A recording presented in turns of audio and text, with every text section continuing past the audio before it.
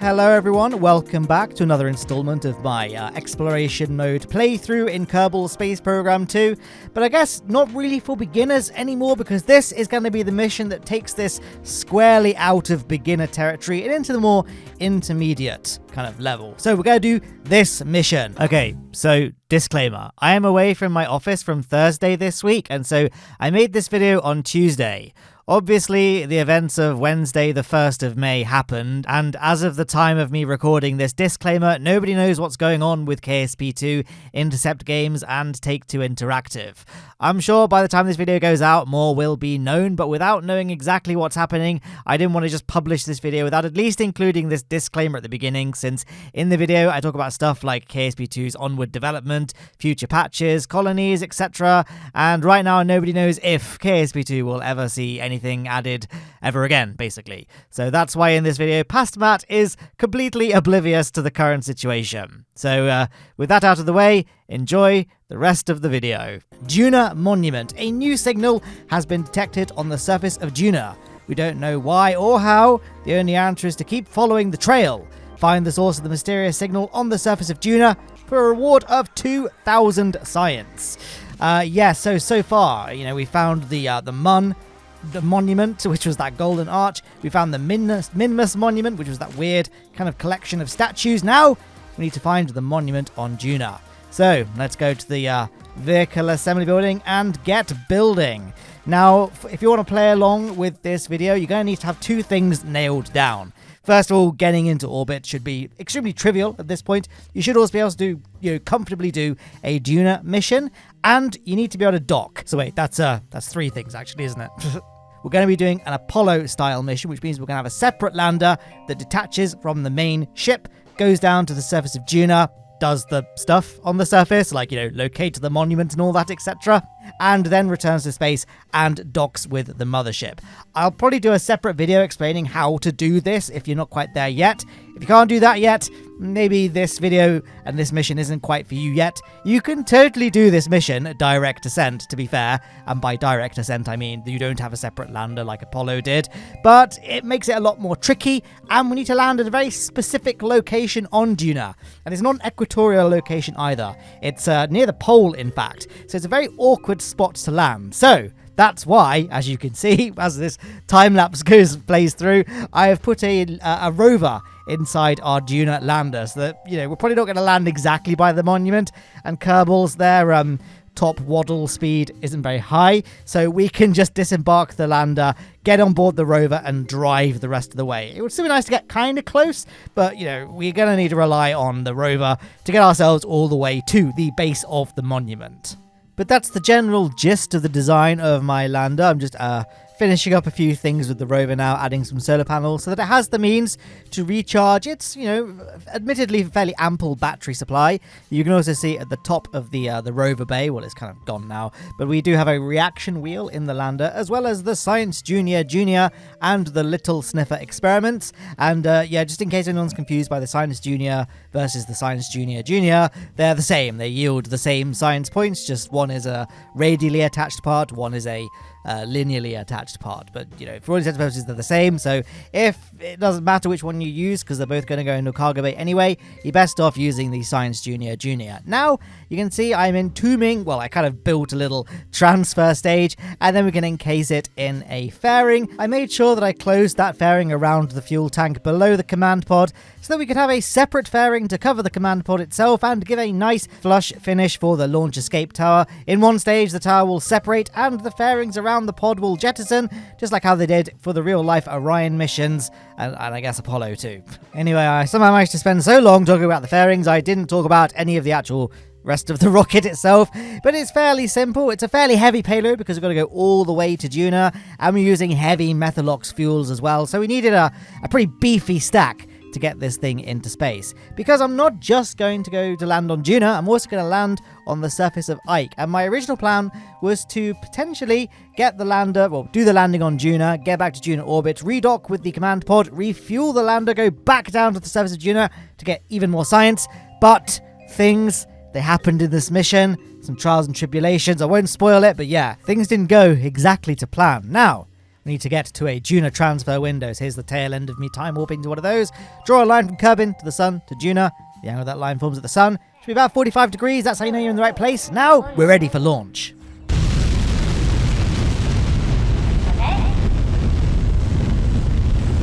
Ooh, it's a beautiful sight seeing this orange behemoth roar off the launch pad. I kind of went for like Delta 4 heavy colors for the first stages, but it's like triple stack. Well, actually it's quadruple stack, not triple stack, sorry. But it's like 3 things. That's how I kind of got confused about that. So it's kind of like a Delta 4 heavy, I guess, if they be the closest approximation, even though this isn't really reminiscent of any real rocket, let's face it. And yeah, now we're just going to fly to space, sort of lost a bit of energy just there, didn't I? Now, you might have missed it in the time lapse, just in case you did.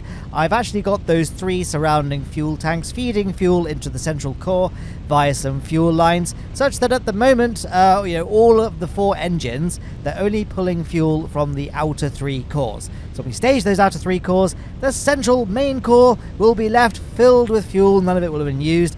Much more efficient to fly that way. The only reason it's never been done in real life was because it's just a bit too complicated. The original plan for Falcon Heavy was to fly like this, the 2 side cores feeding into the center, but that was just abandoned because it was way too complex. And I guess at some point they decided to make the shift to the BFR, which then became Interplanetary Transport System, which then became Starship, etc. So there was probably like another reason why they decided not to go down the route of making things overly complex if they were going to have a super heavy rocket to replace Falcon Heavy anyway.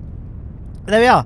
There go the side boosters, kind of Korolev cross style, but obviously only 3, not 4 boosters detaching, and then we can just, I don't know, fly the rest of the way to space.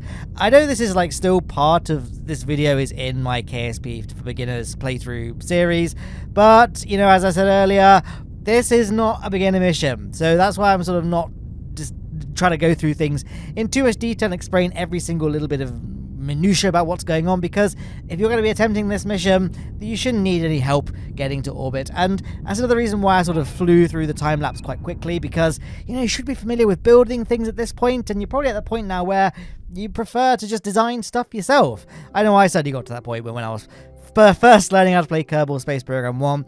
It got to a point where I didn't really want to copy the crafts in tutorials. I just used the tutorial to get the gist of what I needed to do and what kind of delta V numbers I needed to be hitting, and then I just designed my own craft, my own design, and it's much more satisfying. So there you go.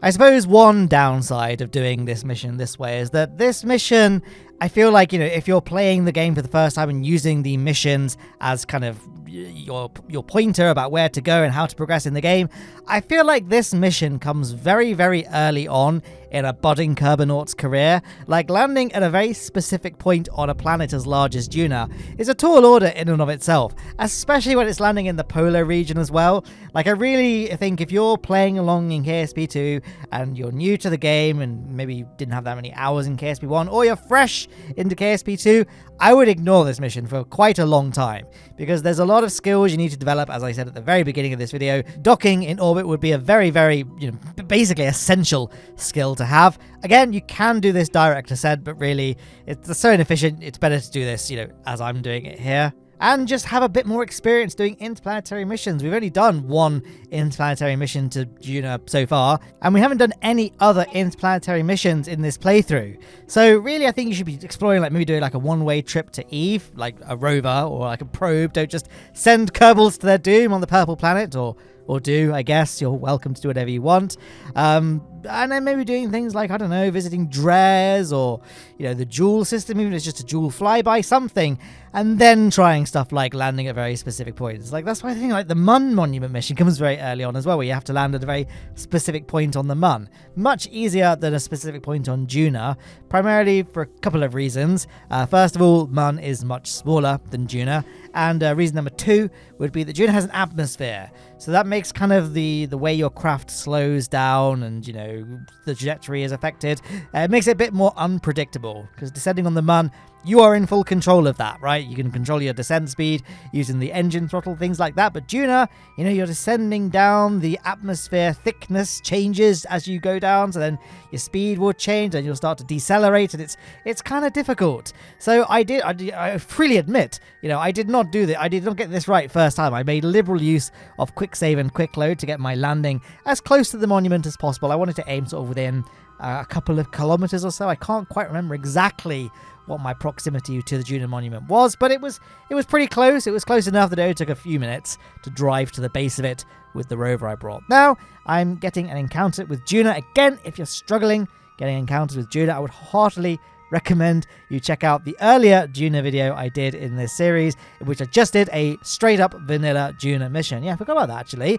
The reason I did that was because the first inspiratory mission that the story mode, like campaign missions, suggest you do is this one, going to the Duna Monument. And I was like, that's dumb, that's way too beyond the scope of a new player. Let's just go to Duna, learn how to go to Duna without needing to dock, just direct ascent, and then apply those skills to other missions and eventually build your way up to what we're doing on screen here, which is going to the Duna Monument. And I concede that I feel like a big chunk of KSP2's player base right now, and the player base, let's face it, is not that large, are people that probably really like Kerbal Space Program. So you've probably got quite a lot of hours in the game anyway, so I'm sort of not really helping anyone at this stage. I'm probably everyone that's like watching this and doing these sorts of missions is very comfortable doing them, but you know, just in case this video gets watched in a few years time, there you go. Now I'm splitting my burn to Duna in two, just because the thrust to weight ratio of this craft is not great. I'm using the Poodle engine, which is not very powerful with a very heavy ship, so I decided to just split the burn in two to maximize the use of the O-berth effect, because it's more efficient to burn as close to periapsis as possible for this kind of burn, at least. As I'm splitting it in two, you're spending more time close to periapsis. Now, you might be wondering, why am I using like the big heavy Methalox engine? Because there are a couple of better alternatives to this. Firstly, you've got the very efficient Methalox engines, the other ones with the extending engine bells, but right now I haven't got those unlocked. I haven't got them unlocked in the tech tree. I do have hydrogen engines unlocked. I've got the Nerve engine and some hydrogen tanks. I could use those and that would have been more efficient, but my thrust weight ratio would have been even worse. And the hydrogen tanks are hydrogen is not very dense compared to Methalox. So to get the same amount of delta V out of a hydrogen powered ship, you would need it to be much bigger, like size wise. And I kind of wanted the launch vehicle for this to look kind of realistic and compact. And it's a bit more fun flying the more compact ships, I think. So I feel like hydrogen, I'm more reserving that for deep space, where I'm going to be forced to build a big massive goofy rocket anyway. I know the rocket in this video wasn't exactly reserved in size, but it was, you know, I still felt like it could exist. It looked a bit like a kind of a UR700 kind of rocket, which I know is not a rocket that ever existed, but it reached the concept stage, which is something, right? Anyway, as you can see, I didn't quite get a completely accurate Duna encounter during those initial burns. Now I'm just going to create a maneuver node to fine-tune our encounter with the red planet. Now that little yellow marker just there, that is the Duna Monument. So in order to kind of get there, I want to make sure we're coming in at a very inclined orbit, such that if you imagine, you know, the way our line passes Duna, if this was a circle, you can see how as the planet rotates beneath us, the yellow marker that marks the monument will eventually pass below our orbital line, so we can just do a deorbit and we'll land more or less there. We haven't got to, you know, detach the lander and then try and adjust our inclination to try and get a nice encounter with the surface monument. Just having an orbit like that where you're passing over it at some point makes things a heck of a lot easier. So now I'm going to perform that course correction burn, and yeah, I guess that's all I had to say about that, really. So again, so I'm not really talking too much in detail in terms of what I'm doing in this mission because of everything I've just said, but that's why I did my orbit like that. But I'm pretty sure I did talk about this quite a bit in my how to get to the Monument mission, which I was really trying to make as beginner friendly as possible. I would say, like, you know, you got to be passing over it. So now this is the advanced one, and I think most of the mission, I have no idea, but I think as I make these videos playing along, I'm learning the missions with you guys. Like, I haven't played the game to its completion ahead of time, so I know what's coming. I'm just doing the missions because it's like, it makes it a bit more fun, right? So I'm like, okay, we should probably make a video about this. And then Actually, that's it. That was the whole explanation there. As you can see, we have entered the sphere of influence of Duna. So I'm now going to perform a circularization burn at periapsis to circularize. See, the last time I did a Duna mission, I had this bug where the cargo bay was absurdly weak. By the way, I'm just deorbiting here because we've basically run out of fuel in that transfer stage, so we can just deorbit it, make sure it crashes into the surface of Duna, doesn't get left ejected into interplanetary space, causing horrendous space debris, making sure, of course, we've deactivated our lander's engine and got the command pod's engine activated, and that we've disabled fuel crossfeed for the 2 docking ports, so that the command pod doesn't inadvertently drain the lander's fuel during maneuvers. So Duna's atmosphere ends at 50 kilometers, so 65 kilometers I felt was a nice safe altitude for our orbit. And then it's just a case of setting up that maneuver plan. But as I mentioned, yes, the first I went to Duna for my tutorial, you know, I did aerobraking at Duna to make things a bit easier. It takes a bit of a chunk out of your Delta V budget and all that. But I had a bug where the cargo bay on the lander kept on overheating. And I did get this confirmed by the devs that it's definitely a bug. The cargo bays right now are really, really, really overly susceptible to overheating, and that shouldn't be the case. So in order to avoid this, I had no real choice but to avoid aerobraking. I'm just going to have to capture using my engines. But aeробraking's for noobs, isn't it? As we know. So this just helps. You know, I don't know. I get a bit more satisfaction out of circularizing at Duna, and I guess places like Lathe and Eve as well, burning purely on engine power. I also haven't been running any science experiments just yet because, again, we've already been to Duna before, so I've already got Science Junior and crew observations from, you know, interplanetary space high above Duna, space close to Duna. We've obviously got a new experiment, the Little Sniffer, but that's an atmospheric analysis experiment, and I don't know if you guys know this, but there is in fact no atmosphere in space.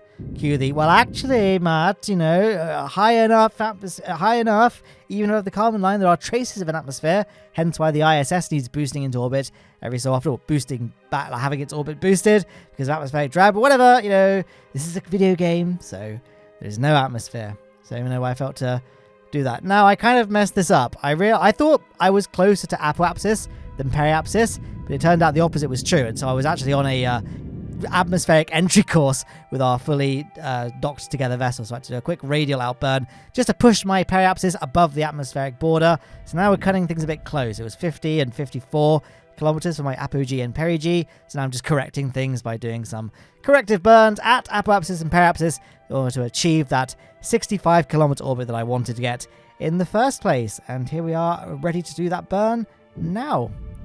And there we are, 65, almost completely circular orbit. Now it's time to get our 2 brave Kerbals into the lander to perform the landing sequence. Now, as mentioned, I made fairly liberal use of the quick save and quick load buttons just because it's very difficult to get a precise landing on Duna because you've got to contend with things like its atmosphere, the way its atmosphere changes during descent. It makes things very, very difficult to predict. It's easier in KSP 2 than it was in KSP 1 because we kind of have that trajectory line. It's a bit like the trajectories mod in KSP 1 that's kind of built into KSP 2, but it still isn't like a perfect prediction because eventually things like parachutes will deploy and then your drag will increase exponentially. And yeah, well, as you can see, I did a little quick save just there because I couldn't create a maneuver plan, and so I did a quick save, quick load, and it still didn't work. So for this mission, and look, we've got fuel, but the maneuver plan was saying, oh, you've not got any fuel, you can't make a maneuver plan. Which, why on earth this feature even exists in the game anyway? Because it is nice to be able to plan, you know, maneuvers, you know, even if you haven't got the fuel budget, just in case you need to do a rescue mission, you need how much fuel to bring in the rescue ship, etc., etc. Dumb feature, but I've been told it is getting removed. All for the best. So by the time you watch this video, maybe it's been patched out. Maybe this bug where the game thinks I've got 0 fuel for some reason has been patched out, and also the maneuver plan are restricting you from creating maneuver plans that exceed your Delta V budget. Maybe that's been removed as well. So yeah, kind of a bittersweet thing, and that's what I mentioned earlier. You know, I wanted to return to orbit with the lander, refuel it, land somewhere else, and then get back to orbit and dock with the mothership. But it's very difficult to do when you can't create maneuver plans. Like when it comes to docking with the command pod again, we can't make a maneuver plan to dock with it. I mean, I guess we could just circularize and do all the docking with the command pod, but I don't know. I kind of like the idea that would be like it's just a stationary space station, I guess, almost, and the lander does the flight back to it.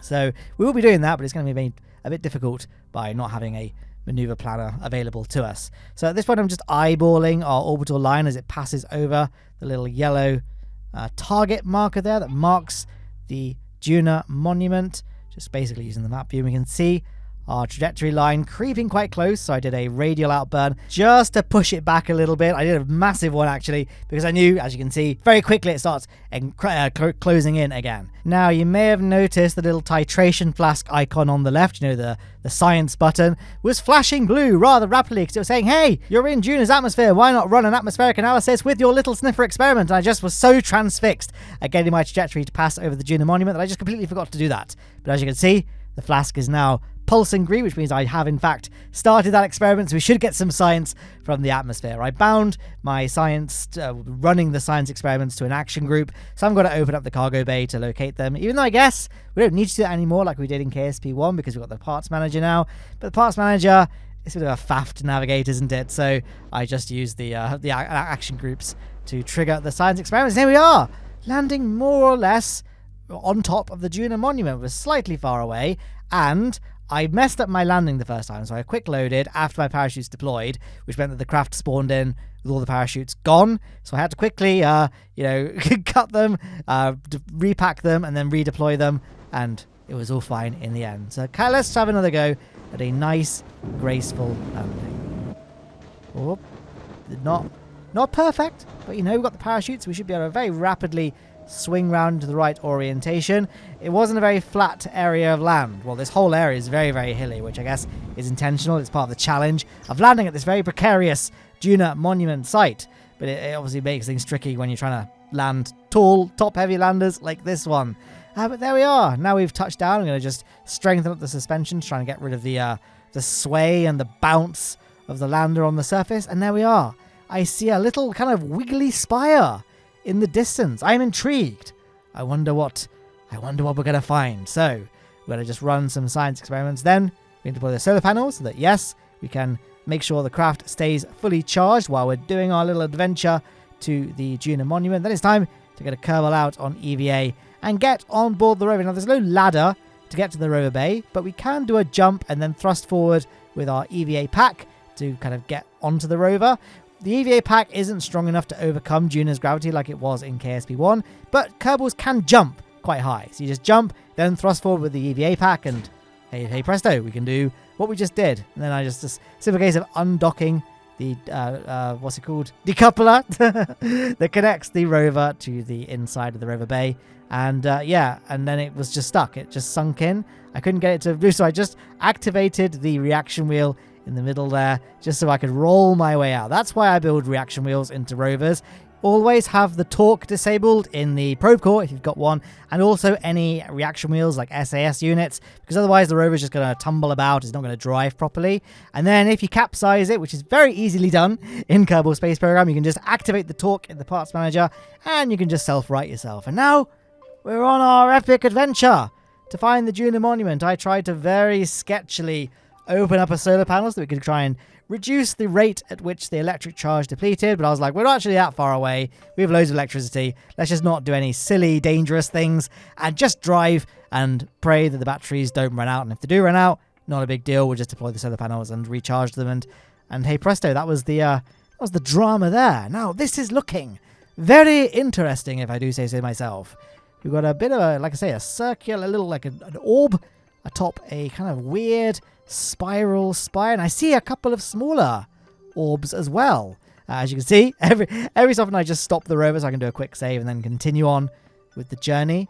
But yeah, at the moment it's very, very well occluded behind this sort of hillside. So we're waiting for the big reveal as we ascend this little dune just here. By the way, I am playing the footage back very fast in case it wasn't obvious. I haven't just designed the fastest rover ever. Oh, little bit of a crackeny glitch just there. So a quick save, and then we can continue on with the big drive. And here we are, rounding that final corner.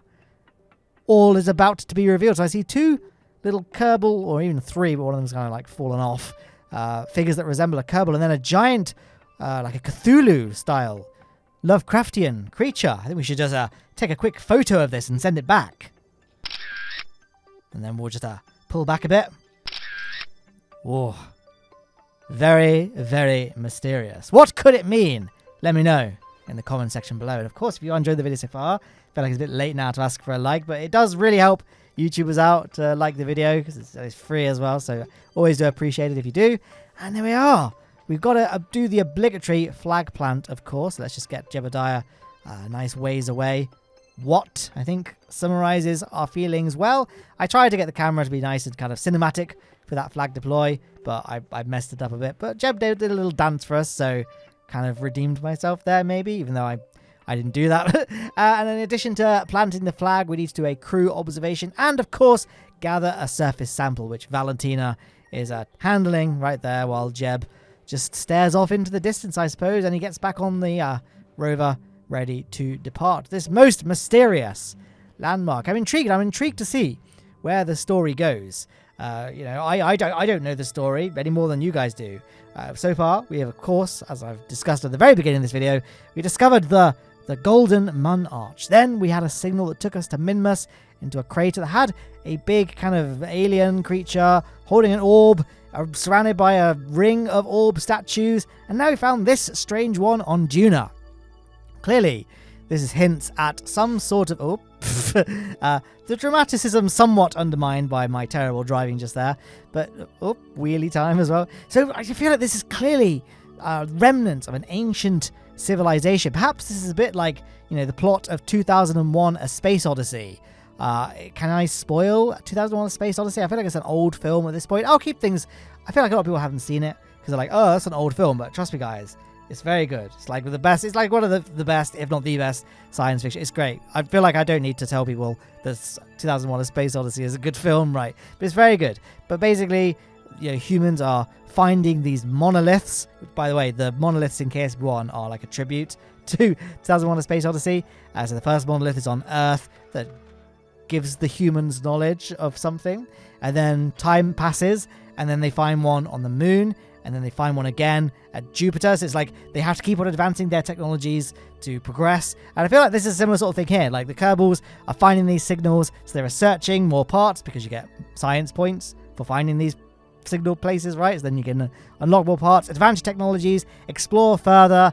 And eventually, I guess, there's going to be a mission that says, we've got a signal in a different star system. So you need to go ahead and unlock interplanetary technology. And that's kind of how the story pans out. That's, in my mind, my interpretation of how things go. But I don't know what the climax is going to be. The climax of 2001: Space Odyssey is kind of trippy. I wonder if it's going to be as trippy as it is in this game. It would be weird if it was, to be honest. 2001: Space Odyssey, a good video game, does not make. So now, all of that aside, let's just time warp now to a point in which our landed lander is underneath the path of the orbiting command pod. And I kept kind of messing this up and not getting it exactly right. I feel like now we're getting quite close. So I'm just time warping to a point where it looks like it's a good point to take off. And now it is. So here we go.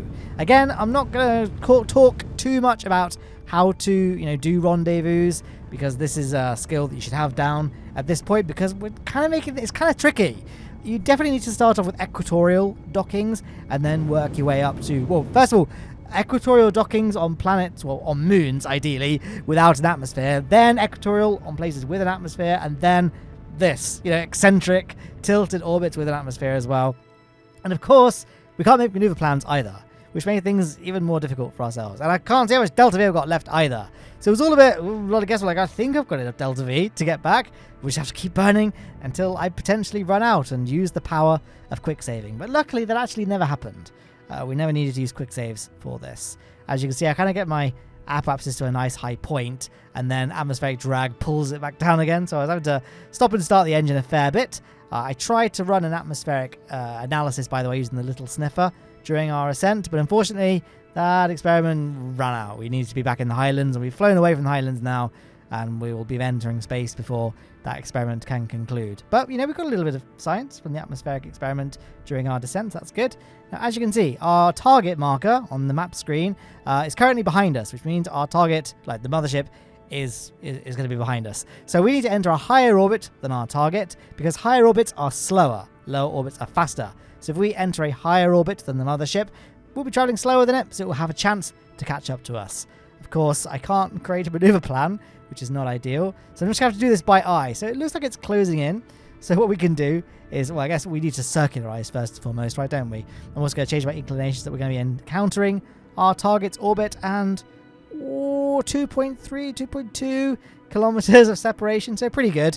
Let's just do that. So we're going to now time warp with the nav ball now set to target velocity, and then we'll point retrograde. That will kill off all of our speed, and then we can just basically, flip and flop between burning towards the target, then burning retrograde, and then burn towards the target and burn retrograde until we're basically there.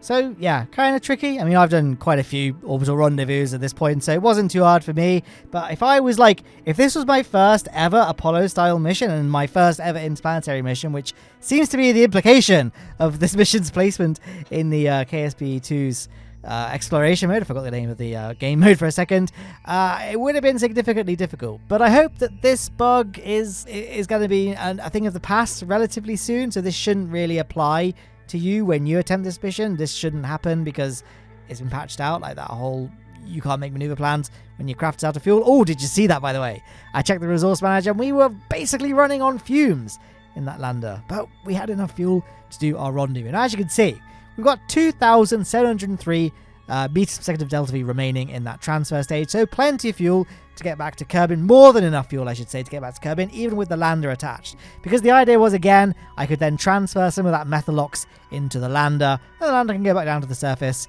and, do another mission. But I just felt like it wasn't to be.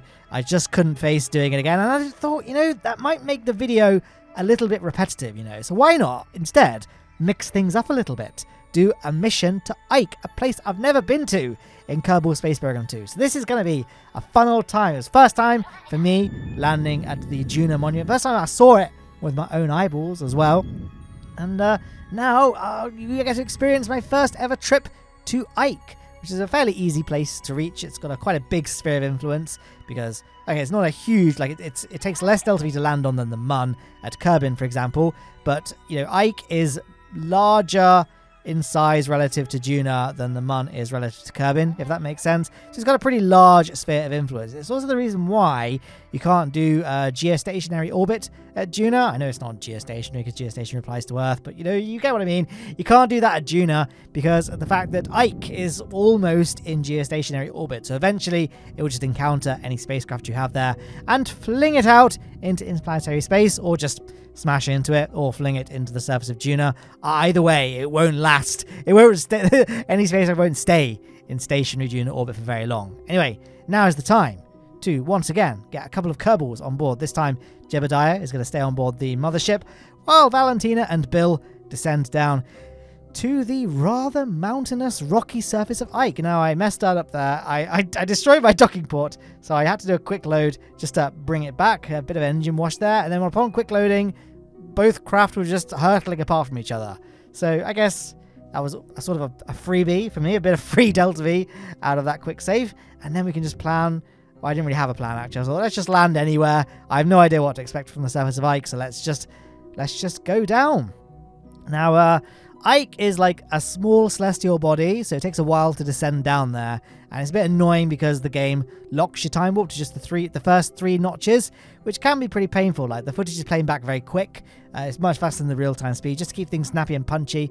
That's kind of one of my other pet peeves about KSP1 and KSP2, the way the games lock time warp. Like, let me be reckless, let me time warp 50 times down to the surface if I want to, but that's where mods like Better Time Warp come in. I think, someone correct me if I'm wrong, I think there's an equivalent mod for KSP2, or there was, and it broke with an update, but it will come back. There will definitely at some point be a mod for time warp control if there isn't right now, because that was always one of the best mods for KSP1. And here we are, coming down to touchdown on Ike. Oh, bit of a lean. Are we going to recover it? Are we going to save it? Oh, this is it. I recorded this a couple of days ago, so what am I thinking? Did I save it? Oh, look at that. Look at that. Thank you, SAS wheels. Now, thinking about it, did I remember to run a Science Junior experiment? I think I did, because there's the Science tab opened, so I'm assuming I did. Maybe I didn't, but then, this is why I wasn't sure if I did, because I got Bill out on EVA, and immediately the lander started threatening to tip over. So I'm like, let's just speed this. Ike, eek. Yep, that pretty much sums up my, eek, is it going to fall over? So, of course, that's what I had to name my flag planting site, of course, as we are here in Ike's volcanic fields. Now it's time to quickly get back on the lander. Now, once both Kerbals are back in the lander, we can initiate time warp again. Not physics time warp, actual time warp. So no matter how precarious an angle the lander is sitting at, initiating time warp will just anchor it in place, which is what we're doing now. So I'm going to worry about it falling over whilst I'm eyeballing the map screen. Ike doesn't take that much delta V to get back to orbit for, so I didn't really feel like waiting until we were exactly below the mothership like I waited when we were on Duna. So I just decided to get to orbit and just point myself in the right direction, because again, you know, Ike, it requires about 390 meters per second, I believe, to reach orbit from the surface, whereas Duna requires about 1,500. And obviously this lander is designed to ascend from Duna. It was fully fueled when we went down to the surface of Ike, so I knew I could just be as liberal as possible with engine burning and reaching orbit, because we had, you know, almost like over 3 times as much fuel as we would need. And, you know, I felt like being lazy as well, because I didn't have a maneuver planner. So let's just point towards the ship and try and get an encounter as lazily and quickly as possible. I think we did. I don't think I did a pretty half-decent job there. And so we can just time warp and get ready to burn retrograde relative to our target once we reach that closest approach point. And from there, because I can't make maneuver plans, I haven't really got much of a choice other than to do what I did before, which is just kill off all of our speed, get our target velocity to 0, or I should say our vehicle's velocity relative to our target to 0, but burn towards the target and then rinse and repeat until we're there, which doesn't actually take too long, because again, like pretty small area around it in space to encounter spacecraft. So yeah, I think one of my regrets for this mission, well, I mean, it's not a regret because I didn't know it was there, but I did notice some really cool looking volcanoes on the surface of Ike during my time spent not on the surface, like in orbit around it, and during my ascent and descent. So if I went back to Ike, I think I would try and aim to land in a crater. Unless, of course, there's a mission that dictates I go to a specific point on Ike, but I feel like these are missions where you got to find a monument. They're on fairly significant celestial bodies. Obviously, Mun and Minmus, they're in the Kerbin system, right? So they're very significant. Look at that big crater right below us, in fact. Am I going to swing the camera around, or am I going to miss it? Don't know. Yeah, it's kind of on the left there. Now, pay attention to this. I put all of my Kerbals back in the mothership. I then transferred all of the fuel out of the lander onto the mothership, and then I decided to deorbit the lander so it wouldn't get left stuck in Ike orbit. It would keep space debris free. So, here we go. We've deorbited it. It's now spinning away, and it has no fuel. So that's just going to crash into the surface. Obviously, we don't want the command pod to meet a similar fate. So I'm now going to point prograde and get ourselves into a circular Ike orbit. And from there, we can begin our escape from Duna's sphere of influence and get back home. But as you can see, the maneuver plan bug has transferred itself to the mothership. I can't create maneuver plans. And I'm like, I'm not going to get back to Kerbin without the ability to create maneuver plans, right? Like, I know I can in myself, but I see this is the situation I was in. I've said that I'm not planning for this mission to necessarily be a tutorial, more of an example of how you can tackle this mission, but I feel like there needs to be some kind of learning to be had from it, and so we need to have the ability to create maneuver plans so I can show you how to get back to Kerbin from Duna. So I just reloaded some older quick saves and had another go at undocking to see if I could kind of not have that bug, and as you can see, we have a delta V reading for the mothership here, so 1,771. So I transferred the fuel out of the lander, and as you can see, 2,510 meters per second. And I tried to make a maneuver plan just there, and I was able to. So I made a quick save and got ready to make my departure from Ike. But did you notice? I didn't notice at the time. Maniacal laughter there. Jebediah is on his own. I obviously reloaded a quick save that I made prior to transferring Valentina and Bill out of the lander and into the command pod. So they're now stranded. They're stuck in, and I didn't notice until literally Kerbin re-entry. And I started like, I haven't got time. I haven't got the time to go and redo the mission or reload and make sure to transfer the Kerbal. So I don't know what I'm going to do, guys. Like, they're just stuck. That's where they live. Like, that's my save file now. I haven't rescued them. So is this going to be the return of the Blunderbirds in KSP2? I've done like a couple of Blunderbirds in KSP2, but they've always been kind of a bit tongue-in-cheek, like I deliberately stranded Kerbal somewhere. But this time I'm like, this is an actual, genuine... This is a disaster. They are actually stranded on that tiny lander, the poor things. So we are actually going to have to land... I'm going to have to mount a rescue mission at some point. Potentially the next video is going to have to be a rescue mission. So isn't that fun?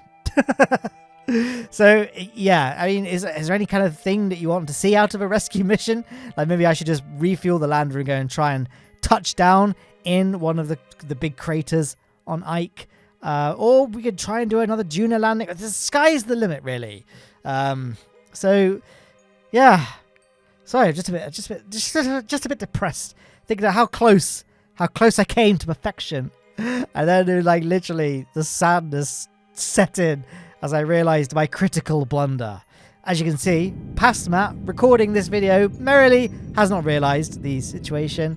I'm just doing a nice happy burn to get back to Kerbin. And to do this, I did it the lazy way. I didn't wait for a Duna to Kerbin transfer window. I instead I put myself on an escape trajectory and made sure that my orbit around Kerbal, the sun, my periapsis was around the point at which it crosses Kerbin's orbital line. Then, create a maneuver plan, just drag on either prograde or retrograde and watch those target markers swing around and get a nice, easy, lazy encounter. This isn't as efficient as waiting for a kind of Duna to Kerbin transfer window, but if you guys have noticed, I've got nearly 2,000 meters per second of delta V, so plenty of fuel. I could be as lazy as I wanted to, so it was all fine in the end. So now it's just a case, and the thing is, right, we had loads of delta V. I don't know why I even bothered detaching the lander. We could have just totally brought it with us, and it could have been like an extension of the habitat module of this spacecraft. So I don't really know what I was thinking. I think I was just very tired, and I just was really... I had a few glitches, as you know. It took me a while to descend accurately down to the Duna Monument too, and there was lots of things going on. It was very late on as well, and I think I was just ready to go home, and hence why I did not notice that Valentina and Bill be stranded. So there we are. That's the conclusion of this mission. Look at all that debris in orbit, by the way. Oh no, I was about to say, look at all that debris. Oh, KSP 2. But of course I detached that lower stage without deorbiting it. Sorry. So no, that was my fault. That's on me. I fully accept that.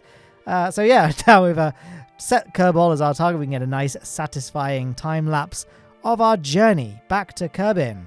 Slowing down now as we approach Kerbin's sphere of influence, and then we can brace for re-entry. I'm going to time warp any faster. Come on. Oh, here we go. And we're back. We're back in Kerbin's sphere. Oh, something flashed on the screen. I don't know if you saw it. It's a bit annoying when you enter a planet or moon's sphere of influence. And I think when you leave it as well, it will often just flash Easter eggs on the screen for a second. I guess they're like loaded or unloaded separately. I'm not a coder. I'm not sure how it works. But yeah, I've kind of had a few monuments spoiled because I saw it flash up. And then I guess you wouldn't be able to tell when playing, but obviously I'm editing this footage and I'm like, what was that? So I can just freeze frame and I'm like, oh, it's a giant thing. Again, I think this hopefully will be something that might get patched out at some point, maybe. So this, again, won't be too applicable. So maybe I jumped the gun a little bit. Making a tutorial series for beginners, and I'm like, in every episode, by the way, this glitch happened, but maybe it won't happen for you. I don't know. There has been a lot of radio silence since 4 Science came out. We haven't had really any major updates, although Nate Simpson, I think, did post a blog post or something a week ago detailing some of the stuff they're working on, but no hardcore dates yet in terms of when the updates will come out. I don't know when this video is going to come out. I think it's going to come out on the 4th of May, which I was really gutted about because, you know, May the 4th, Star Wars Day, what an opportunity to make a Star Wars themed video, but unfortunately it just wasn't to be. Life kind of got in the way. Some stuff has happened in my life which I can't really talk about for privacy's sake, but it just has messed up my scheduling a bit. So this is the only video I had kind of that was in any kind of state where I could complete it in time for a Saturday. So this is the one you get. And by the way, I think this is the point where I realized, oh heavens, is that just, there's only one spacesuit in the command pod. Have I made some critical blunder? And we've only got one Kerbal in this command pod as it sits serenely in this meadow. I think that might be the case. Anyway, we can, the video's not done yet. Do not go clicking off. There's still lots of exciting things to do because we've got to press recover vessel, click KSC, and see what science rewards we get. Of course, not before going to mission control. Got a bit of trick over there, hovering it over the R&D facility because we can hand in the Duna Monument mission. Dr. Kerry Kerbin excitingly telling us that the images of this monument suggest we've barely scratched the surface. Is it some sort of family tree? There's a Kerbal on it for one thing, as well as another squid-faced being, but there are other branches too. What used to be there? And that crown? That's gorgeous. That's got. Oh yeah, I forgot I was doing a Scottish voice with Dr. Kerry Kerbin. Let's try that again. Never mind, it's gone. As expected, the monument is emitting a new signal, though only to decode. For now, I'd like. Oh, I'm clicking too fast. You see, I've not recorded this commentary live. If it wasn't obvious. So let's just fast forward through the footage, and there we are. Mission completed. 2,000 science, and let's see. Better signal is our new primary mission. We're getting farther out into the style equals OBJ Kerbal system. We're going to need to set up communications to keep getting signals. We need to set up a vessel with a probe core and an antenna with a minimum range of 86 gigameters around Joule for a reward of 5,000 science. We also have some more secondary missions. Transmit or return an atmosphere survey from Joule for 3,000 science. Enter Eve's sphere of influence for 3,000 science. Land a vessel on Duna with a current mass of over 300 tons for another 3,000 science. And 3 is company. Land on Ike with a crew of 3. So there we are. Maybe that could be how we do the Ike rescue mission, right? We land the crew of 3 on the surface of Ike. So I'm going to put a dock another lander to the top of it so we can have an extra Kerbal in its crew capacity. Ooh, cogs are turning, guys. I'm going to have to think about this one and show you what I come up with when we get to that video. And we'll have some more technology to play around with when I make that, because, of course, it's time to unlock stuff in the tech tree. So when it came to decide on what to unlock next, I was having a look, and none of this stuff really appeals to me that much. I don't really need the medium trusses or the medium truss adapters. Aerial drones, just little rubbish jet engines.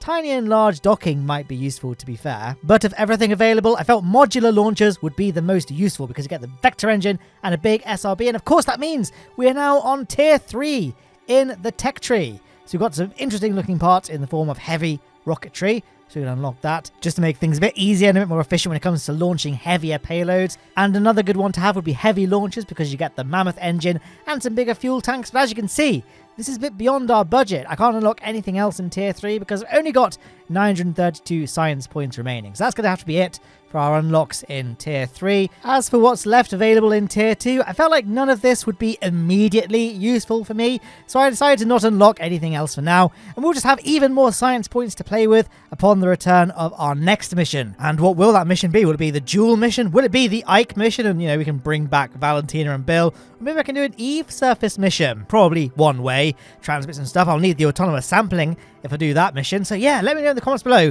which would you be interested in seeing? Or would it be something else entirely different, like a Star Wars themed one? Let me know. And hey, let's all have a moment of silence for our 2 brave Kerbinauts that are stranded in Ike orbit. I get it was my fault, but it also kind of wasn't my fault. I was just so busy trying to fight this glitch that I oversaw something like, if it hadn't glitched, these 2 Kerbals would be with their families right now. So I will only accept partial responsibility. Anyway, I've been yapping along for 7 centuries at this point, so we're going to end the video there. Thank you so much for watching, guys, and I'll catch you in the next one.